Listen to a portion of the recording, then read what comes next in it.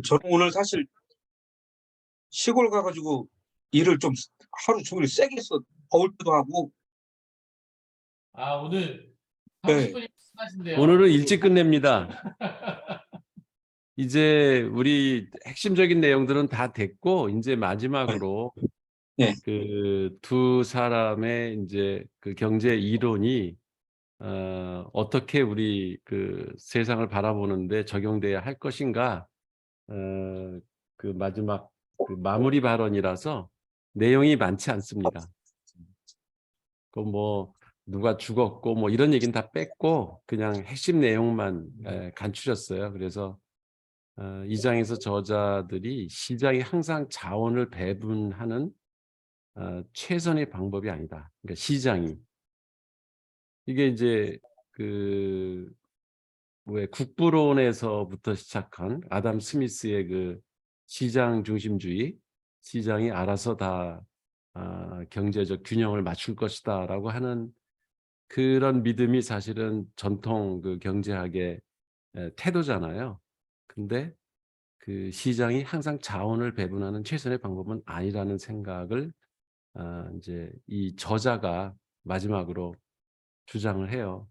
그들은 시장이 효율적이고 공정하게 작동하도록 보장하기 위해서 정부 개입이 필요한 경우가 있다.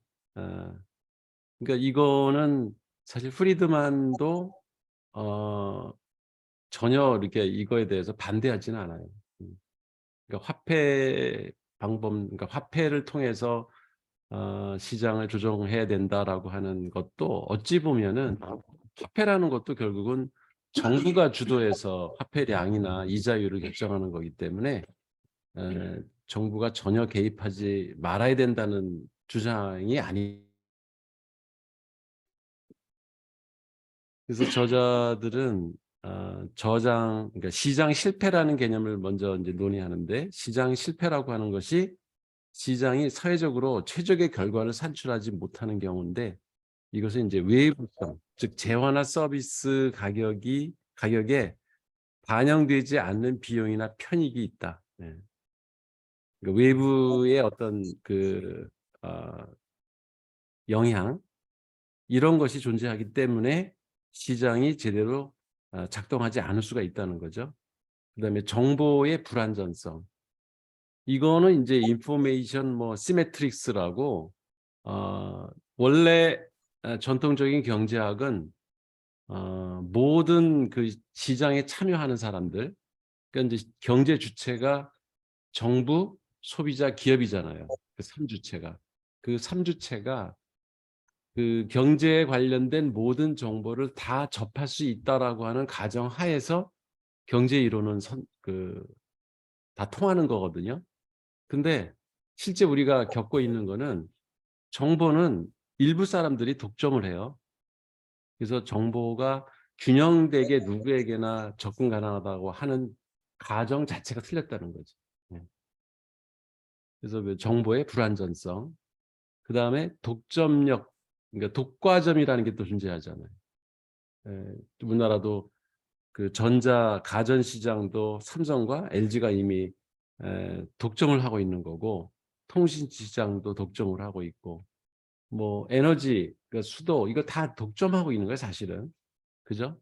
그리고 이 담배인상공사도 그것도 독점이고요. 그 실제적으로는 시장 논리에 맡겨서 그런 공공재 같은 것들을 공급한다는 게 불가능하다는 거는 이미 자본주의에서 다 겪었기 때문에 그걸 국가에서 이제 통합 관리하는 나라들이 많은 거죠. 저자들은 그 다음에 시장 실패를 바로잡기 위해서 정부 개입이 필요한 몇 가지 사례를 얘기하는데, 예를 들어서 정부의 오염 규제, 지금 이제 환경 문제, 이런 것들을 시장에 맡겨놓으면 개판되는 거죠. 환경이라는 거는 그냥 기후고 뭐고 다 망가질 수밖에 없는 거고, 그래서 기후 협약이라는 것도 필요하고, 국가가 그 환경에 대한 어떤 규제를 해서 뭐 함부로 그 무슨 폐수를 이렇게 방수하면 안 된다든가, 이런 규제를 만들어서 정부의 그 역할이 이제 그 중요하다는 거죠.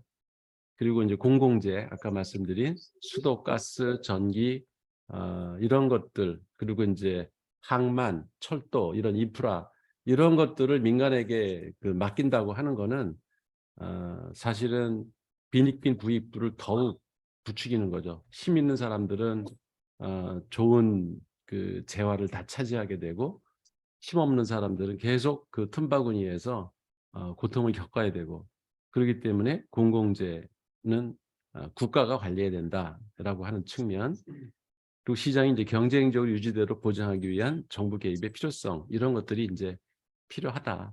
그래서 뭐 이게 국힘당 같이 이런 보수 정권이 들어오면 항상 뭐 규제를 푼다 이런 얘기를 계속 하거든요. 근데 규제를 만든 이유가 있는 거 아니에요? 그렇죠? 시장에다 맡겨 놓으면은 소수계층 또 힘 있는 대기업이나 이런 데서 독점할 수 있고 그들이 뭐 환경도 파괴할 수 있고 그들만의 어떤 특수한 이익을 가져갈 수 있기 때문에 그런 거를 규제를 통해서 골고루 배분될 수 있도록 규제가 사실 만들어진 건데 이거를 그 규제를 운영하는 건 결국 국가인 거죠. 그래서 정부가 개입할 수밖에 없다. 또 정부 개입이 시장이 효율적이고 공정하게 작동하도록 보장하는 데 필요하다. 그러니까 공정하고 균등하게 뭐 시장의 원리가 작동하게 하기 위해서라도 사실은 정부가 법률을 만들고 상법이나 뭐 이런 환경규제법이라든가 뭐 이런 것들을 규제함으로써 오히려 공정하게 시장이 돌아가게 만들 수 있다는 거죠. 그러니까 이건 두 사람 다 똑같이 주장을 이렇게 했다는 거예요. 그들은 또한 정부 개입은 명백한 시장 실패의 경우에만 제한적으로 사용돼야 된다. 이게 이제 그렇다고 해가지고 정부가 모든 거에 다 개입해가지고 경제를 좌지우지한다는 거는 사실 그럼 이제 공산주의가 되겠죠. 그렇게 되면. 그래서 꼭 모든 경우에 다 시장이 개입해야 된다는 걸 허용하는 게 아니고 두 사람 다 프리드만도 그렇고 사뮤엘슨도 시장이 명백하게 실패할 우려가 있는 부분에만 정부가 개입해야 된다라고 하는 측면에서는 둘 다 동의하는 거죠. 그렇지만 이제 정부가 개입해서 시장을 왜곡시키거나 또 특정 이해관계의 사람들을 대변하는 역할을 하기 위해서 정부가 개입하는 거는 오히려 반대한다는 거죠. 근데 지금 규제를 푼다고 하면서 지금 우리나라 정부 보면 기득권층을 보호하는 측면이 있죠. 예를 들어서 종합부동산세를 안 물린다든가 그거는 일반 한 90% 이상의 일반 서민들한테 전혀 관심도 없는 거거든요. 실제 우리나라에 종합부동산세를 내는 사람이 10%가 안 돼요. 전체 납부하는 세금 내는 사람들 가운데. 그러면 그 종합부동산세를 안 걷는다. 그래서 규제를 푼다라는 명분은 그럴듯하지만 실제로는 불과 6, 7%의 특수계층을 위한 정책이지 다수 대중은 관심도 없다는 관계도 없는 그런 거죠. 그래서 그런 식으로 정부가 개입하면 안 된다는 거죠. 그러니까 참 이게 그들의 논리는 자유라는 말을 엄청 많이 강조를 해요. 근데 과연 그 자유가 전 국민의 자유여야 되는데 특수 계층을 위한 자유라는 게 항상 문제인 거죠. 네.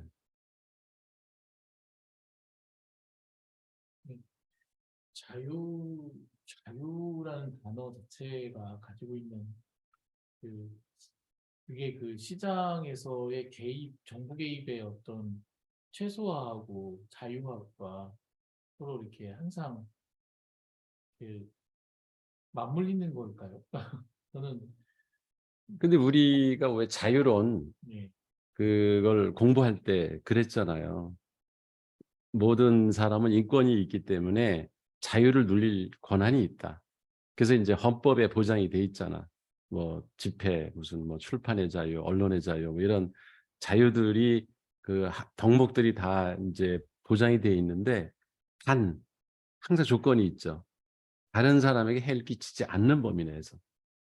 내가 마음대로 자유를 부과하면 그게 다른 사람에게 해가 된다면 그건 자유가 아니라는 거죠. 그렇게 되면 방종이죠. 그래서 그러니까 이 사람들도 그런 균형점을 찾고자 하는 노력이 두 사람의 논쟁으로 이렇게 지속된 것 같아요. 그러니까 정부가 너무 과도하게 개입을 하면 그러면 특정 기업이나 이게 사유재산의 그 뭐랄까 권리 같은 것들을 침해할 수가 있잖아요. 정부가 자꾸 개입을 하면. 근데 그렇다고 해서 정부가 그냥 내버려 두면은 힘 있는 자들만 그 자유를 구가하지 나머지 사람들은 노예처럼 그 틀 속에서 계속 당할 수밖에 없기 때문에 국가라는 것이 이제 그럴 때는 규제를 통해서 과도하게 어떤 특정 그 취약계층의 자유를 억압하는 일이 없도록 하는 게 정부의 역할이다. 그런 거죠. 그래서 결론은 그거인 것 같아요. 그러니까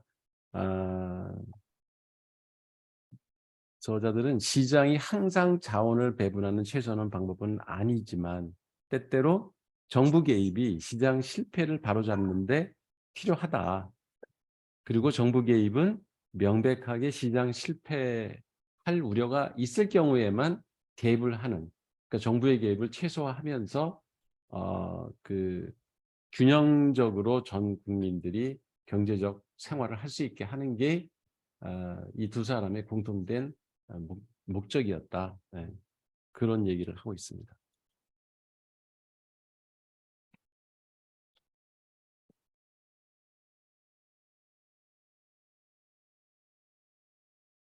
그런 내용이고요. 17장도 사실은 그 방식이 다른 거예요. 이 두 사람들은. 그러니까 케인즈류의 이 사무엘슨 학파는 수요를 창출하고 정부가 그 과도하게 어떤 그 뭐랄까 화폐나 이런 게 부족하고 했을 때 정부가 일자리도 만들고 하는 역할을 해야 된다. 근데 일자리야 뭐 일거리가 있으면 일자리가 생기는 거고 없으면은 그 집에서 쉬어야 되는 거고 이렇게 생각하는 게 사실 자유주의야. 프리드만의 입장은 그런 거예요. 그죠? 근데 그렇게 하면은 지금까지 자본주의 그를 채택한 국가들에서 경험으로는 그래서 제대로 된 경우가 거의 없어요. 정부가 개입해서 살리는 경우가 더 효율적으로 시장을 운영을 했지. 가끔 이제 이렇게 그 두 가지의 경제 논리가 부딪히는 걸 보면 이 사실 한 측면에서는 그 케인즈가 주장하는 것처럼 그 계속 수요를 만들고 일자리도 만들고 일자리를 만든다는 것은 공공 일자리들도 많이 만든다는 거고 그죠? 그게 유지될 수 있도록 그 어디서 재원을 끌어다가 계속 그것에 붓고 하는 것들을 하다 보면 그 정책을 운영하는 그 정부의 정체성이 딱 그렇게 정해지는 거지 않습니까? 그렇죠. 예, 그런데 저는 그게 완전 고정화되는 거 있지 않습니까? 사실 임시적이거나 아니면 좀 시의적절한 어떤 조치 차원에서는 상당히 필요하다고 생각이 되는데 음. 어쨌든 이 표를 가지고 정권이 유지되는 어떤 이런 민주국가에서는 의식 안 할 수가 없잖아요. 그것도 뭐 독재도 아니고 왜 그러다 보면 그게 계속 유지되는 부분을 오히려 그 지금 프리드만과 케인즈가 대표 아니 지금 세뮤얼슨인가 뭐 이런 어떤 분이 대표 주자가 되긴 했지만 어쩌면 정부는 양면의 정책을 적절하게 갖고 스스로 썼어야 되는 건데 명분 때문에 그런 걸 사실은 지금 케인즈가 더 유리한 건데 음. 이게 또 정부의 입장에서 맞는 얘기인데 프리드만의 어떤 생각도 꼭 불필요한 건 아니기 때문에 그쵸. 살려둔 게 아닌가 서로 그러고 있는 게 아닌가라는 생각이 들어요. 전체적으로는 너무 과했을 때는 뭔가 면도날처럼 이렇게 잘라내는 뭔가가 있어요. 나는 그러고 싶었는데 쟤네들이 저런다. 이런 어떤 명분이 필요한 거 아닌가 해서 그런 균형을 정부 우리가 그 선거를 통해서 이렇게 기묘하게 만들고 있는 게 아닌가. 그리고 우리가 구분해야 될 게, 그러니까 학자들이 주장하는 학문적 이론하고 실제 우리 생활에서 벌어지고 하고 있는 일들을 1대1로 그거를 대입을 하려고 그러면 끝없이 분쟁밖에 없어요. 그렇죠. 학자들은 가설이라고 봐야 되지 않나요? 학자들은 자기의 논리 구조 안에서 이것이 옳다라고 주장하는 걸 어찌 보면, 그래서 학문의 자유가 보장돼야 된다라고 하는 게, 그게 현실적으로 좀 안 맞는 부분이 있더라도 학자는 어떤 특정 한 주장을 계속 얘기할 수 있게 그게 허용이 돼야 돼요. 맞아요. 그래야 이 일반 시민의 입장에서는 이 사람 얘기도 듣고 이런 주장도 듣고 저런 주장도 들어서 그중에 내가 처한 상황에 맞는 이론적으로 그 문제를 해결해 나가기 하나의 근거로 삼을 수가 있기 때문에, 그 하나를 뭐 너는 틀렸으니까 너는 앞으로 그 논문 이런 거 발표하지도 말고 그딴 헛소리 하지 마라, 이렇게 거길 압살해 버리면은, 그러면 이제 이 사회가 아주 상박해지고 그냥 그야말로 단선적으로 바뀌는 거죠. 그런 게 공산주의에서도 사실 그게 너무 심했기 때문에 경제 논리가 안 통하고 결국 나라가 패망하는 수준까지 가잖아. 근데 자본주의도 마찬가지라는 거지. 그나마 민주주의와 자본주의가 결합을 했기 때문에 언론의 자유를 보장을 해서 자본주의가 무조건 옳은 건 아니란 말이죠. 그럼 그 자본주의의 폐해나 문제점들을 민주주의라고 하는 틀에서 자유롭게 얘기할 수 있어서 그런 문제가 더 심화되기 전에 그 어떤 예방 조치를 취함으로써 수정을 자꾸 보완해 나가면서 사실 자본주의가 이렇게 발전할 수 있었지. 만약에 자본주의도 계속 민주주의가 없이 그냥 자본 해가지고서는 그 원칙대로만 갔으면은 벌써 패망했을 거예요. 공산주의의 약점은 언론의 자유를 억압했다는 거죠.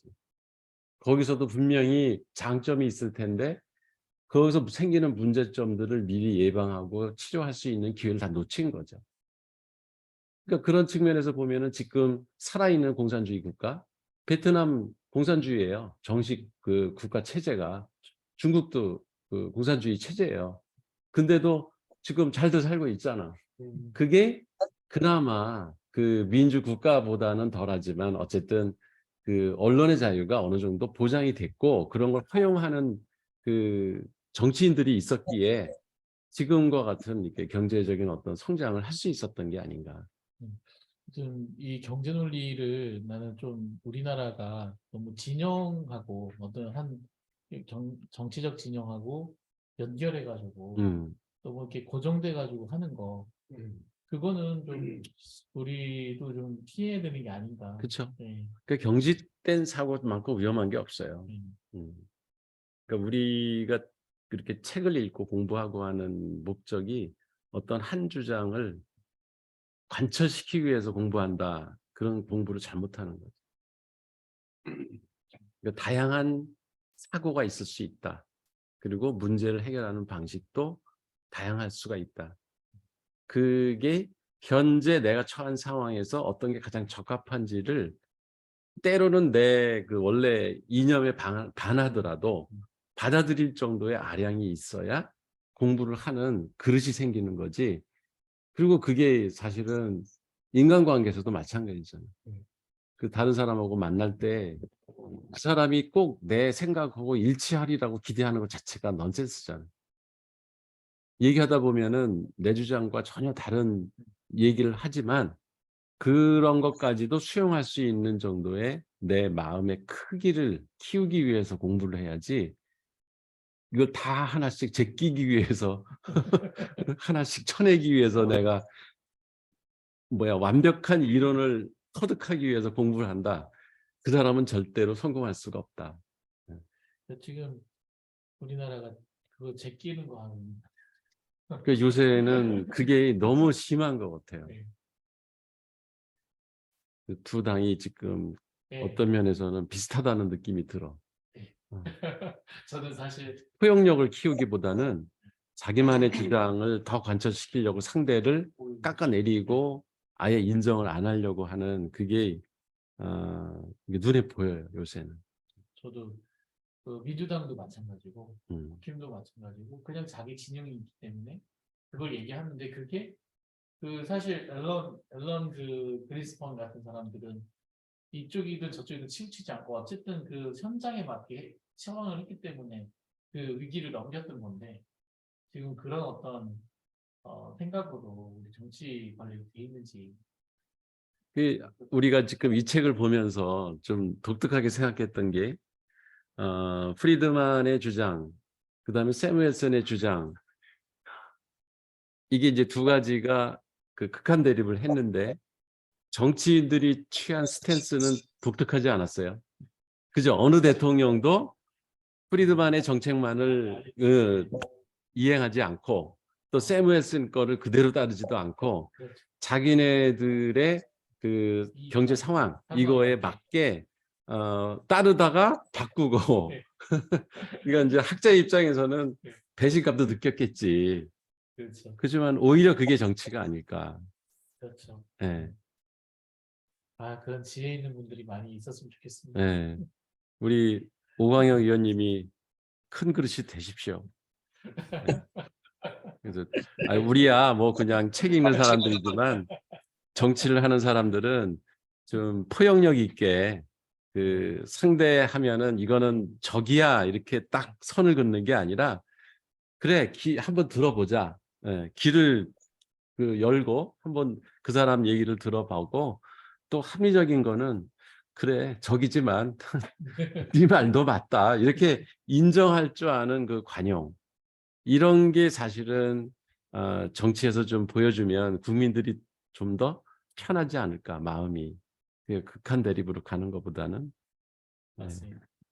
이 경제 논리도 똑같은 것 같습니다. 그러니까 이 두 사람이 학자니까 자기 주장을 끝까지 관철을 하려고 했지만 이 그 실제 나중에 이제 그 편지를 통해서 서로 그래도 끝까지 자기 주장은 안 굽히더라고 보니까는 사무엘슨도 끝까지 그 자기 주장은 아무리 생각해도 그건 아닌 것 같다 이렇게 얘기를 하는 나는 그게 학자라고 보고 그렇지만 정치인들은 그 양 측면의 이야기를 다 들어주는 그런 큰 그릇이 좀 됐으면 좋겠다는 생각을 해봅니다. 아, 거의 끝인가요, 이게? 예. 그래서 이제 그 케인즈류의 어떤 수요를 창출하는 정부의 역할, 유효 수요를 창출하는 정부의 역할론이 사실은 이 스태그플레이션 상황에서는 잘 안 통한다는 게 70년대에 이제 입증이 된 거죠. 그래서 이때 케인즈의 이제 경제학 인기가 좀 떨어지긴 했지만 그 논리가 그렇다고 사라진 건 아니다라는 거죠. 지금 우리나라 경제 상황에서도 일자리 만들어야 됩니다. 되게 위험해요. 그 소비층이 무너지면 기업은 자연스럽게 망할 수밖에 없는 거고 그리고 국가 경제가 세금을 거둘 데가 없는데 그럼 국가 경제 어떻게 운영을 해요? 그러니까 지금 재정적 여력이 있을 때 빨리 국가가 일자리를 만들어서 소비 그 유효 수요를 만들어야 될 때예요. 그러니까 지금은 한국의 경제 상황은 케인즈 이론을 따라야 될 때예요. 예. 그냥 자유자유 하면서 그 뭐 세금 그 세율 낮추고 뭐 종합부동산세 없애고 이런 식으로 해가지고 재정마저 고갈시켜가지고 그 재정 정책을 펼 수 있는 여유까지 지금 없애는 거는 완전히 거꾸로 가고 있는 거거든요. 그러니까 이런 데에서 좀 지혜를 좀 발휘했으면 좋겠는데 안타깝죠. 지금 전혀 그 일자리를 만들지 않고 있어요. 젊은이들이 아주 심합니다 지금. 네, 일자리가 없어가지고 은둔자가 엄청나게 늘어나고 있고 그 청년 실업률이 급증을 하고 있어서 이건 되게 위험한 상황인데 그거를 욕만 하지 말고 민주당도 좀 어떻게 하라고 그 책은지를 좀 해야 될 것 같아요. 정부에 대해서 일자리 만들라고. 그래서 입법 수준에서 할 수 있는 방안 이런 것들을 마련해서라도 정부를 좀 압박하고 청년 일자리 마련을 위한 대책을 상당히 시급한데 그냥 방치하고 있는 게 나는 되게 좀 걱정되더라고요. 이게 올해 지나가면 내년에는 아주 심각할 것 같아요.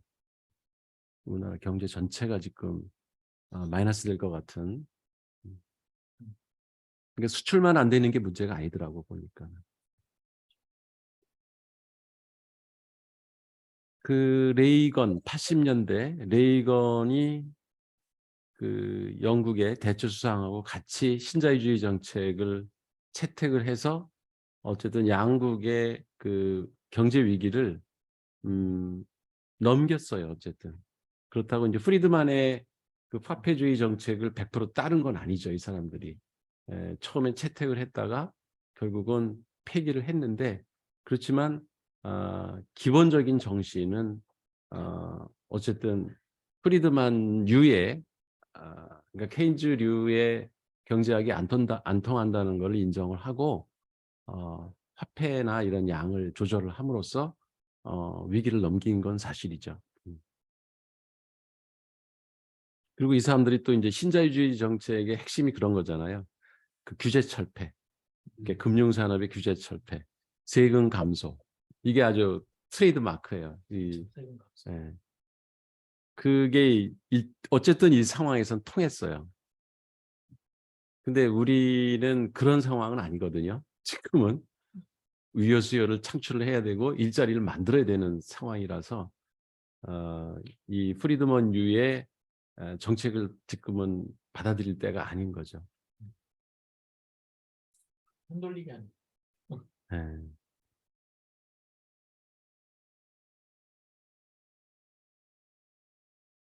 그래서 우리가 살펴본 것처럼 이 두 사람은 어쨌든 경제 그 이론이라는 것이 어느 한 방향으로 갔을 때는 국가 경제가 위기에 처할 수 있다. 그러니까 적절하게 양쪽 주장을 필요에 따라서 이렇게 혼합해 가지고 구사를 해야지만 국가 경제 위기를 넘길 수 있다라고 하는 거에 대한 실증 사례들을 보여준 겁니다. 그래서 경제 공부는 일단 잠시 멈추고 여기서 여기까지 하고 우리 오광영 의원님 어땠어요? 이 책 읽고. 네, 사실 이거 처음 시작할 때 이제 왜 지난 대선 때 한참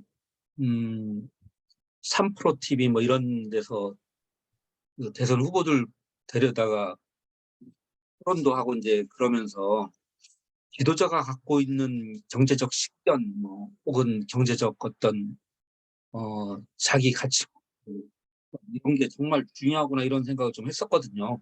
예. 그때 이제 윤석열 같은 경우에는 그래서부터 아버지가 보내서 뭐 그걸 갖고 다니면서 읽었다고 한 선택의 자유라고 하는 책, 프리드만 프리드만이 책이잖아 지은 그게. 예. 그거를 하면서 뭐 좀 감명 있게 읽었다 먼저 그러면서 뭐 경제를 좀 어느 정도 아는 것 같이 이렇게 좀 했던 기억도 나고 이제 그래서 사실은 세뮤얼슨 프레드만 이걸 차분하게 이렇게 뭐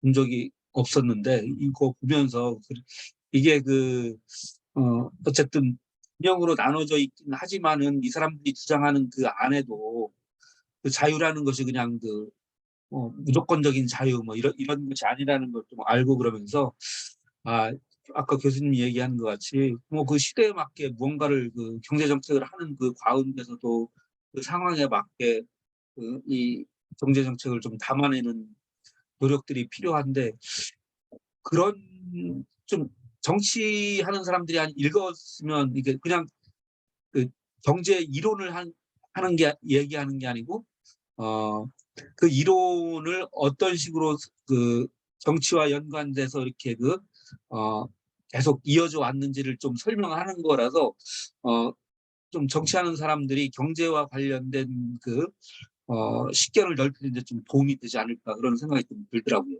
보면서. 그렇죠. 그 경제 우리가 그러니까 고전이라고 했었던 경제 원론서들은 사실 정치하는 사람들이 바쁜데 그거를 읽고 충분히 소화를 해서 현실에 적용하기에는 사실 좀 버겁죠. 그죠?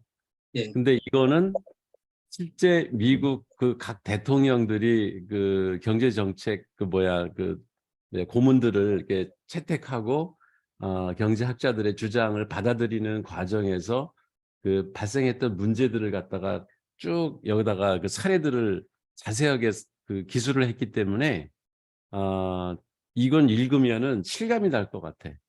예. 그 정치를 하는 사람 입장에서는. 우리 박상호 박사 재미없어요? 너무? 아닙니다. 점심 재미있습니다.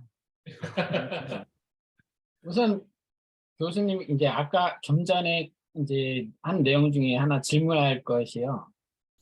이제 규제 개혁 얘기하지 않았습니까? 이제 이번 정부에서 이제 신자유주의 얘기하면서 이제 그거 하면서 우리 지금 현재 우리가 얘기하는 것 중에 뭐 노동개혁, 뭐 여러 가지 개혁이 있는데 저 같은 경우는 관심이 이제 교육개혁입니다.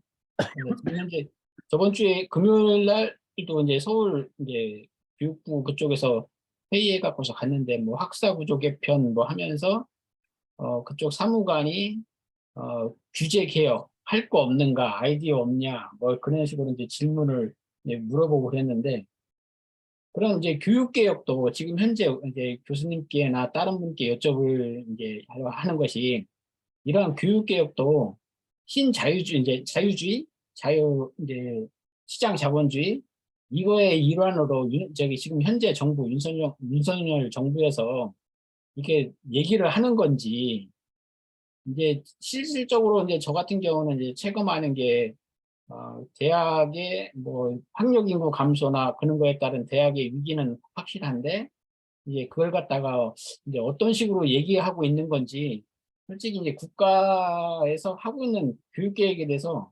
뭐 이제 다 조금씩은 들어보셨지만 뭐 글로컬 사업이다 뭐다 하면서 이제 또 옛날 저기 뭐 대학을 줄 세우기 하려고 하는 건지 여러 가지 뭐 생각이 드는데 정리가 안 되고 있어요. 그래서 교수님께서 지금 현재 지금 현재 교육 계획에 대해서 정부가 하는 거에 대해서 어떻게 생각하시는지 한번 좀 들어보고 싶은 마음이 있고요. 그 다음에 또 사회여신에 대해서 좀 얘기하고 싶어요. 네.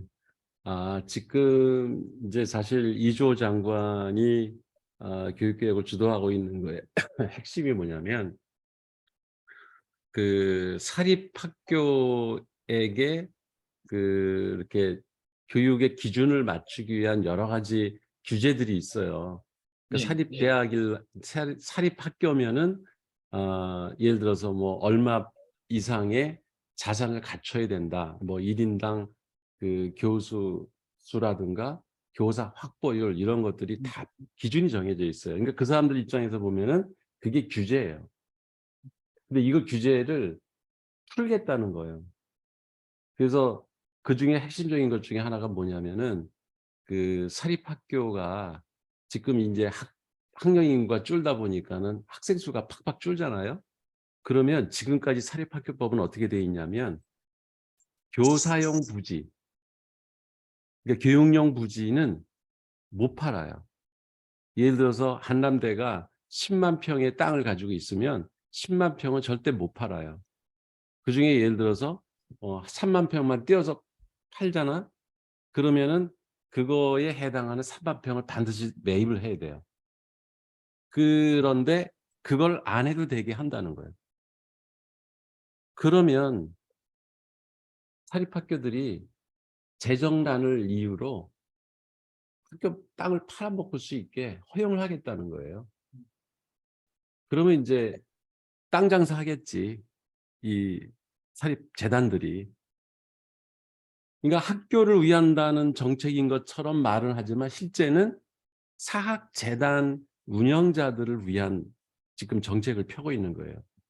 그러니까 이게 똑같은 거야. 이게 경제 이 논리하고 자유시장 경제 원리라고 하는 그 틀 속에서 기득권자들이잖아. 이 사학재단을 운영하는 사람들은 사실은 그 사람들은 땅 장사를 하면 안 되는 거예요. 왜냐하면 엄청나게 많은 세제 혜택을 보고 학교를 설립했어요. 사립학교가 비영리 재단이기 때문에 많은 세제 혜택을 줬다고. 그리고 그 양도세, 무슨 뭐 상속세 이런 거 하나도 안 물렸다고. 근데 실질적으로 그 가족들, 친척들이 학교 경영에 참여하면서 모든 이권을 가지고 가면서 월급 이런 걸로 사실은 다 챙겨 먹었어. 지금까지. 그렇잖아요. 그게 그 사학재단의 현실이거든. 근데 마치 자기네들은 엄청난 재산을 그 국가에 그게 뭐야 봉사한 것처럼 이렇게들 포장을 한다고. 근데 지금까지요. 온갖 친척들이 일자리로다가 활용을 했고 거기서 뜯어갈 거 다 뜯어갔어요. 지금 껍데기만 남겨놓은 거예요. 근데 그거 이제 땅만 남은 거야. 건물하고. 근데 그 땅과 건물도 사실은 생 등록금 가지고 마련한 게 대부분이에요. 건물은.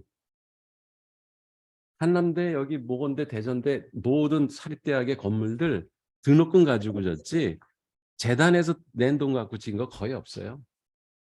그잖아. 신축 건물. 한번 60년대 이후에 신축한 건물들은 돈이 없었다고 그 재단에서 돈 내지도 않았어요. 특히 종교재단은 더 심하지. 전액 등록금으로 다 교비로다가 지은 건물들이라고. 그리고 지으면은 그게 사학재단 재산이 돼요. 그리고 이제 학교 앞에 상가 이런 것도 학생 등록금으로 진 돈, 그 상가야. 근데 법인 재산이야. 그게 짓는 순간. 그러면 어떻게 되냐? 그 임대료 나오는 거 있죠. 이게 사실 학생 등록금으로 나온 수입인데 그걸 재단 전입금으로 다 잡아요. 그러니까 지금 각 사립대학들의 재단 전입금의 대부분은 학생 등록금에서 나온 수입이지 재단이 투입해서 투자해서 낸 수입이 아니에요. 근데 그나마 그런 건물도 이제는 팔아도 문제 삼지 않겠다. 지금 그거를 푸는 게 핵심이에요. 그러는 과정에서 학교의 그런 재산을 줄이고 부지를 줄이고 건물을 팔아먹고 이제 그 왜 임대해 가지고서는 뭐 수익을 올려도 허용하겠다. 교육용 부지를 이렇게 지금 하고 있는 건 뭐냐? 그러면 이제 학교가 줄어들 거 아니야. 그럼 이제 그 뭐예요? 이 통합을 해야지만 그게 정당화되잖아. 두 대학이라도 이렇게 합쳐야 그 학생 수에 비례하는 그 교사나 그 건물 부지가 이렇게 남아돌 거 아니에요. 그래서 그걸 처분할 수 있는 여지를 오히려 주는 거예요, 지금. 이게 글로컬 대학의 핵심입니다, 사실은. 그러니까 이게 철저한 신자유주의 정책에서 교육에까지 적용을 하는 거예요, 그 주의 정책을. 그러니까 그 뭐야 사립재단을 갖고 있었던 사람들한테는 호재가 터진 거지 지금. 교수야 학생이야 합치고 뭐 떠나든 말든 그 사람들은 관심 없어요. 갖고 있던 사학재단의 땅이나 건물을 합치면 이제 팔 수 있는 여지가 생기니까 그걸 팔 수 있는 걸 허용하겠다는 게 기본적인 지금 교육부의 지금 방침이에요. 이게 핵심인 거예요. 근데 멋모르고 지금 교수나 이런 데들은 뭐 이게 글로컬 무슨 자금 지원 받으려고 무슨 통합한다라고 지금 사인들을 하고 진짜 어리석어요.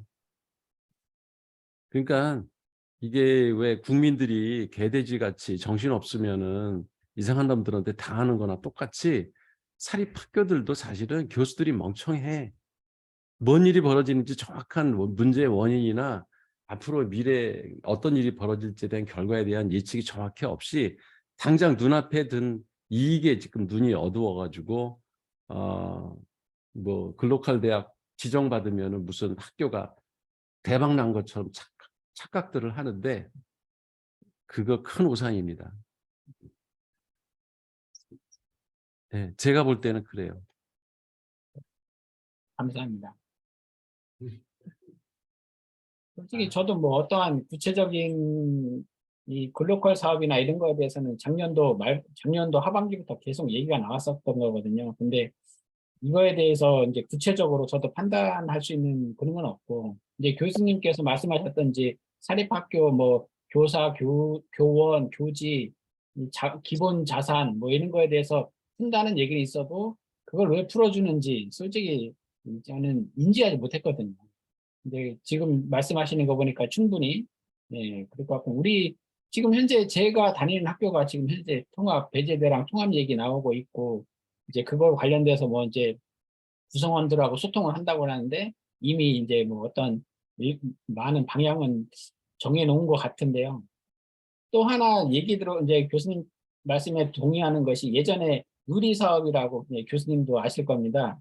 지방 역량 혁신 뭐 강화 사업인가? 그런 네. 사업도 이제 대부분 뭐 사업을 국가에서 사업을 했지 실질적으로 학생들한테 간 거는 뭐 장학금이나 좀 가고 거의 없었거든요, 혜택은. 그치. 이거는 누리 사업, 링크 사업 다 마찬가지예요. 그거 받아서 그 학교가 좋아진 거보다는 애들 등록금하고 그 어찌 보면은 그 왜 도덕적 해이, 애들이 그거 받아가지고 뭐그 미월 여행 갔다는 얘기, 우리 과에서도 이런 일이에요. 그 장학금을 학생한테 직접 주게 돼 있어. 학부모한테 주는 게 아니라. 그러니까 애들은 부모한테는 등록금을 타서 등록금을 거기 납부하고, 그리고 이제 이런 사업에 참여하라고 그러면은 학생이 뭐 없어가지고 막 그 성적도 옛날에는 뭐 2.5 이하는 자격이 없다 그랬는데 계속 낮춰가지고 뭐 1.8만 넘어도 1.8이 그게 학점입니까? 걔들도 애들이 숫자가 부족해가지고 이 정부 사업은 받았으니까는 숫자는 채워야 되는데, 그러니까 애들한테 막 나눠주는 거야. 그러니까 얘들은 뭐 통장으로 돈이 꽂히니까는 그거 가지고 부모한테는 알리지도 않고, 그 우리과 남녀 학생이 제주도로다가 갔다는 게 그 친구 애들한테 그 소문이 나가지고 그게 알려져가지고 이제 뭐 장학금을 회수 불가능해요. 일단 지급한 거는. 그리고 회수하는 순간 학교도 심해서 써야 되고 그 교육부에다가 다 토해내야 돼. 그러니까 아무도 안 하지. 그러니까 그거 뻔히 그런 식으로다가 국가 그 세금이 엉뚱하게 애들 용돈으로 다 쓰이는 거 알면서도 그냥 다 나눠주는 거야. 지금도 그러고 있어요. 에이스 사업, 링크 사업 다 그렇습니다. 그게 그래서 학생, 대학의 그 역량을 강화시키는데 과연 도움이 됐느냐? 조금도 달라진 게 없죠. 그래서 사무엘슨이 이제 얘기한 것이, 여기서 이제 사무엘슨 말 중에 이제 두 가지 감명되는 말이 있었는데, 하나죠. 하나로 이제 통일되면은 3장인가 나왔었는데, 들은 정보가 다르니까 이제 정보를 이제 다르게 들으니까 생각도 변화해야 된다. 그 말이 이제 계속 이제 나오는데요. 이분이 이제 프리드만의 자기 이제 사무엘슨이 이제 자기만의 이제 생각을 한 것이 아니라 프리드만의 어떠한 옳은 정책도 생각도 받아들여 가면서, 그러니까 정부에서 이제 다 옳은 것이 아니라 정부에서도 이제 예산을 집행할 때 이제 잘못된 것이 있다. 그걸 갖다가 인정하는 과정. 그분 이제 그런 부분에서 이제 좀 제 개인적으로는 많이 동감하고, 좀 사무엘슨에 대해서 이제 좀 많이 이렇게 마음이 갔던 것 같습니다. 개인적으로는. 그죠? 그게 뭐랄까, 대인이지, 대인배. 그 학자다운 거죠. 내 주장하고 틀리지만 프리드만의 얘기를 들어보니 그런 측면도 있네 하고 자기의 생각을 수정하는 태도, 이게 되게 멋있는 거죠. 우리나라에도 그런 역사가 있잖아요. 그 이황하고 누군가 둘이서 왜 젊은 그 청년이 그 대가한테 그러니까 이론을 반박하는 편지를 썼어. 근데 나이 차이가 엄청나게 나는데도 거기에 승복을 하고 내 주장이 틀렸다. 그런 대화를 나누는 그 역사가 있어요. 그러니까 그게 진짜 대인배인 거예요. 나이나 뭐 성별이나 학력이나 이런 거 구분 없이 상대방의 주장이 옳으면 기꺼이 거기에 수긍할 줄 아는 그런 게 여기 두 사람이 다 그래. 기대승이라고 그 기대 나이 차이가 나는데 그 오랫동안 주고받은 편지가 아주 그 대단했죠. 그 예, 여기도 그 책이 있는데 음. 재밌어요. 그 책 읽어보면 둘이서 이렇게 주장을 펼치는 게 한치도 양보 안 해. 그렇지만 상대를 다 존중하기 때문에 그게 가능한 거예요. 맞아, 기대승. 아이고, 오늘 이제 또 책을 하나 끝냈고 이게 우리 책거리 계속 미루네요. 이번에는 더블로 합시다. 지난번에 네. 못한 거하고 해서 한번 자리 마련해요. 그리고 우리 한비찬 소장도 이제 대전으로 온다니까. 네, 그렇게 하면. 네. 다음 주 뭐 교수님 갔다 오시고 하시겠죠. 네.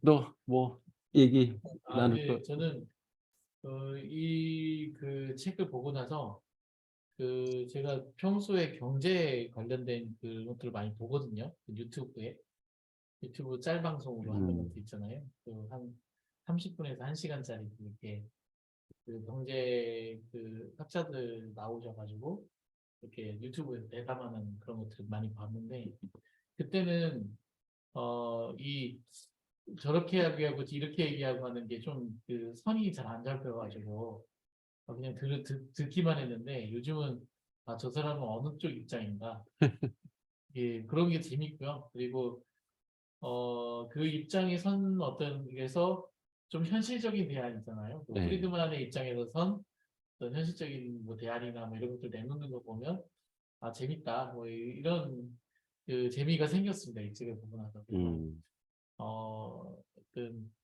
이 계속 근데 읽으면 읽을수록 이 경제는 너무 우리 삶에 직 직결돼 있다. 그렇죠. 지금 사실 저도 조그만 투자를 하고 있지만 그 정보를 내가 아냐 모르냐가 큰 위험에서 나를 건지냐 못 건지냐에 되게 중요한 그 내용들이 많기 때문에 그리고 내가 여기서 이제 집을 살 건지 말 건지 하여튼 포지션을 정한다든지 내가 뭘 좀 확장할 건지 아니면 축소할 건지 이런 포지션을 정할 때 이 상당히 경제를 보는 눈 그리고 누군가 됐을 때 저 사람 프리드만 쪽인데 그러면 이렇게 앞으로 가겠지? 라고 하는 그런 예측 네. 예, 이런 게 우리 나이 대에는 이제 중요한 그게 되는구나 라는 생각을 했었습니다. 이 책이 그런 어떤 단초를 제공해서 앞으로 좀 이런 책들은 좀 제가 계속 네. 저 혼자라도 사보려고 하고 있어요. 원래 경제학의 뿌리가 가정 살림이래요. 아, 네. 집 살림을 어떻게 효율적으로 하느냐. 근데 집 살림이라는 게 결국 식구들의 먹거리를 보장해 주는 거예요. 안정적으로 먹거리를 공급을 하려면 가정주부도 그렇고 아버지는 아버지대로 엄마는 엄마대로 가정 경제를 잘 끌고 나가야 될 의무와 책임이 있고 그러려면은 뭔가 경제의 원리를 알아야 된다. 그래서 그거는 선택이 아니라 이게 필수라는 거지. 사람 살아가는데 이 경제 원리를 이해한다는 게 그게 왜 저런 거 있잖아요. 왜 연예인들 스포츠 스타들 이런 사람들이 젊었을 때 돈을 얼마나 많이 벌어요. 근데 나이 들어 가지고 쫄딱 완전히 거지가 돼서 피폐한 생활하는 사람들이 의외로 많아요. 우리의 기억에서 사라진 스타들이 생활이 아주 이 평균 이하도 못 되는 사람이 많아요. 그러니까 우리 상식으로는 이해가 안 되는 거지. 아니 억대 연봉씩 막 받고 하던 사람들이 그렇게 잘 나가던 배우, 탤런트, 가수 이런 사람들이 노후에 왜 저렇게 거지같이 노숙자처럼 사냐. 근데 바로 원리가 뭐냐면 경제를 몰랐기 때문에. 어렸을 때 경제 공부를 못한 거예요. 그러니까 그래서 이제 일반적인 가정에서는 아이들을 그냥 그 초중고 잘 나오고 대학 좋은 데 나와서 그냥 직장 안정적인 데 들어가서 공무원을 하든지 그 월급쟁이를 하면 그러면 이제 최소한의 생활 유지가 되잖아. 그래서 에버리지지만 그 삶을 추구하는 게 가장 다수인 거예요. 왜냐면 거기서는 경제를 굳이 몰라도 그걸 누가 관리해 주는 사람이 있거든. 네. 그 회사가 그 사장들이 그 가족들, 그러니까 회사원들의 살림을 걱정해 주고 있어요. 그리고 이제 그 국가 공무원 체제는 국가가 어쨌든 살림을 나라가 망하지 않는 한은 계속 월급을 줄 것이고 연금도 주고 하니까는 그냥 그 사람은 경제가 유지가 되는 거야. 근데 그렇게 안정된 그 월급쟁이 생활을 하지 않는 사람들의 경우, 이 사람들이 경제를 알면 얼마든지 자기가 노후도 편안하게 그 가족들 부양해 가면서 살 수가 있는데, 그 원리를 모르는 사람들은 그렇게 떼돈을 만졌다가도 그냥 퍽상 망해 가지고 노후가 되게 어렵게 사는 사람들이 많다는 거죠. 사실 연끌도 그렇고요. 네. 코인 투자도 그렇고요. 그죠? 예, 경제를 그것도 모르기 때문에 벌리는 일들이에요. 벌어졌던 네. 일들인 거죠. 그 도박하는 사람들도 경제를 모르기 때문에 도박에 빠져요. 예, 아는 사람은 도박을 해도 재미로 해요. 예. 자기가 주체가 돼서. 그쵸. 거기에 빠져드는 게 아니지. 그러니까 경제 원리를 어렸을 때부터 공부시키는 게 되게 중요한 거예요. 그러니까 그 왜 용돈 수당 이런 거 왜 대덕구에서 했었잖아. 예, 그게 참 잘하는 거예요. 어린아이들한테도 자기가 예를 들어서 한 달 용돈이 뭐 10만 원이다, 20만 원이다 주면은 그거를 그 범위 내에서 자기가 그 친구들한테 업신여긴 받지 않고 그 범위 내에서 정리를 해 가지고 그 계획대로 그 돈을 쓸 수 있게 그런 훈련을 어렸을 때 해야 된다고. 그리고 왜 그 유태인들은 금반지를 선물로 안 준대요. 돌 선물, 생일 선물 이런 거를 현금으로 받아 가지고 그 애 주식을 사 준대. 그렇죠. 그러니까 이제 어렸을 때부터 주식이라고 하는 그 자본재를 훈련을 시키는 거예요. 예. 그러면 걔가 인제 성장해서 사회 나갈 때쯤 되면은 그게 시드머니가 돼 가지고 자기가 창업할 수 있는 충분한 자금이 되는 그런 정도의 돈이 된다고 하더라고요. 그 경제 교육을 뭐 경제 정책을 펴는 사람이나 아니면은 경제학을 전공한 사람만 해야 되는 게 아니고 그냥 모든 사람의 상식이다. 그러니까 어린아이들에게도 경제 교육은 해야 된다라는 게 지금은 조금 그래도 많이 인식이 되고 있는 것 같더라고요. 우리 한비찬 소장님은 어땠습니까? 이 책을 읽고 소감이. 어, 어, 전에 한번 그 시작했을 때그 같은데 저는 이제 경제라든지 정치라든지 해서 이제 일부러 어, 어렸을 때부터 이렇게 멀리 하려고 하는 그런 게 좀 있어요. 그래서 어, 공부를 하더라도 정치 경제서적은 잘 안 보려고 했는데 이제 창보가 오면서 강제로 보게 됐죠. 근데 어떻게 보면 저가 공부한 저도 이제 다양한 책을 보는데 이쪽이 지금 어, 어, 다양한 책을 본다 해도 거의 본다고 생각했지만 안 봤던 책들이 늘 그 분야가 있었는데 어, 아마 창모공이 아니면은 안 봤을 거예요. 예, 안 봤을 겁니다. 백북수도 안 봤으니까요. 그죠. 거기에 참여를 안 하면 되니까. 예, 그 강사 오면 이제 골라서 참여하는데 대부분 가더라도 너무 의도적으로 안 보려는 마음이 있으니까 그랬는데 그게 제 분야에서 그게 필요하다고 생각을 안 했던 의지도 있었어요. 그런데 지금 방금 말씀한 것처럼 제가 교육에서 가장 필요한 것 중에 하나가 이제 우리 몸교육이라고 하는 그런 걸 알아가고 있는 시점에서 그냥 몸 공부, 마음 공부, 이 돈 공부 이게 정말 필요하다는 거, 미리 가르쳐야 된다는 거. 어떻게 보면 그게 가장 기본이라는 거. 예, 그런 측면에서 제가 정말 그 시간 동안에 지금 노출 자체만 해도 좋은 시간이죠. 예. 사실은 제가 숙제에 있으면서도 이렇게 다른 책을 자꾸 읽으려고 하기 때문에 잘 안 가요. 근데 이 책이 끝날 때쯤에 보면 저희가 각자 발표하니까 그게 노출된 시간이 있어서 들어가기만 해도 계속 반복적이잖아요. 이 책들이. 그리고 결정적 정보가 계속 반복되니까 끝날 때쯤이면 각자의 언어 때문에 제가 그 노출에 이제 알죠. 예. 그것만 알아도 이제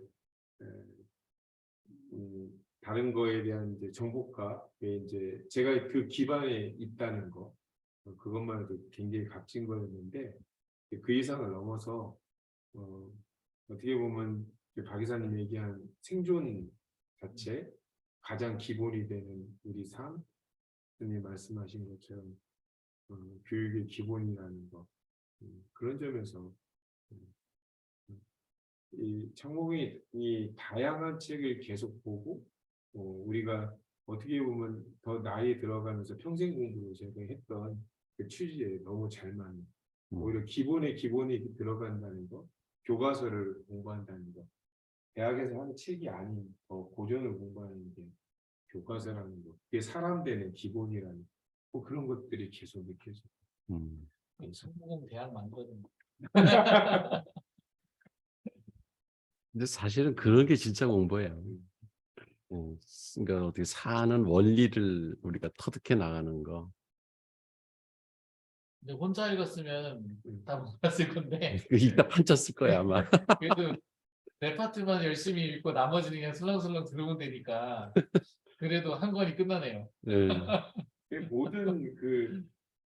모든 어려운 책이든 저희가 접근하기 책의 가장 기본은 일단 스킵해 노출되는 것도 그렇지. 가장 중요한 거예요. 이게 마중물이 되니까. 네.